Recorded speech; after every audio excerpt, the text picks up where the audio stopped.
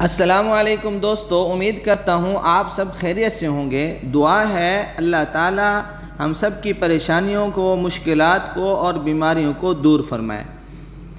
آج جو میں آپ کو وظیفہ بتانے والا ہوں بہت مختصر اور انشاءاللہ یقین کے ساتھ کریں گے، جس کام کے لیے کریں گے تو وہ کام پورا ہوگا، اور جس بیماری کے لیے کریں گے انشاءاللہ اس وظیفے کی برکت سے وہ بیماری بھی ختم ہوگی۔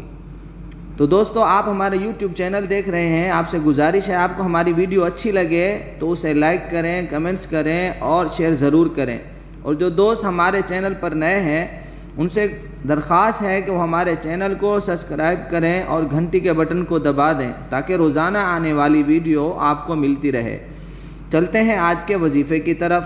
ویڈیو کو پورا دیکھیں تاکہ پورا وظیفہ معلوم ہو جائے۔ بسم اللہ الرحمن الرحیم۔ قرآنی اور مسنون طریقہ علاج۔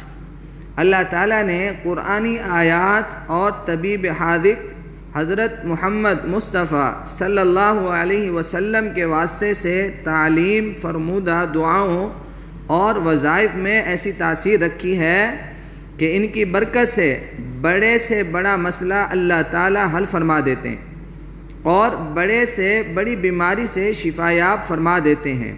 اس لیے ایسی آیات اور دعاؤں کو پڑھتے وقت فضائل کا استحضار ہونا بے حد ضروری ہے، یعنی ایسے وظائف پڑھنے کے دوران اس بات کا مستقل دھیان رہے کہ جس مقصد کے لیے یہ آیت، دعا یا وظیفہ تعلیم فرمایا گیا ہے اللہ تعالیٰ میرا وہ مقصد ضرور پورا فرمائیں گے انشاءاللہ۔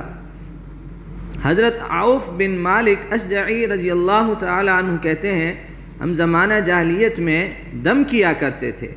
ہم نے رسول اکرم صلی اللہ علیہ وسلم سے پوچھا، یا رسول اللہ صلی اللہ علیہ وسلم، آپ اس بارے میں کیا ارشاد فرماتے ہیں؟